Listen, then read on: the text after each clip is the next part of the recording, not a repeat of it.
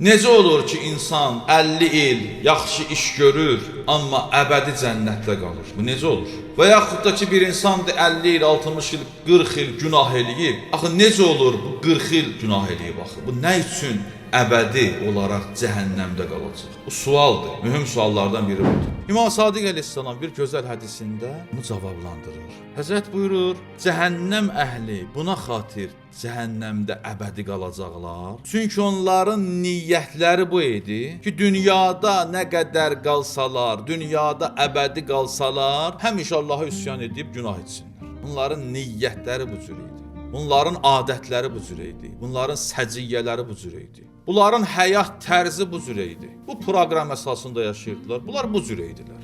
Cəhənnəm əhli düzdür dünyada məsələn 100 il, 50 il günah eləyiblər.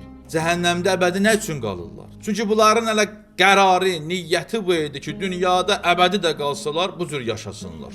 Günah eləsinlər. Hələ günah eləsin. Çünki artıq bunun ruhu bu cür formalaşıb. Bunun niyyəti bu cürdür. Bunun daxili bu cür formalaşdığı üçün bu cürdə yaşayır. Həzrət buyurur, cənnət əhli də cənnətdə əbədi qalacaqlar. Niyə görə? Çünki onların niyyəti bu cür idi. Qərarları bu cür idi. Həyat tərzi bu cür idi onların. Ki dünyada nə qədər qalsalar Allaha itaat edəcəklər. Bu cür yaşayırdılar onlar.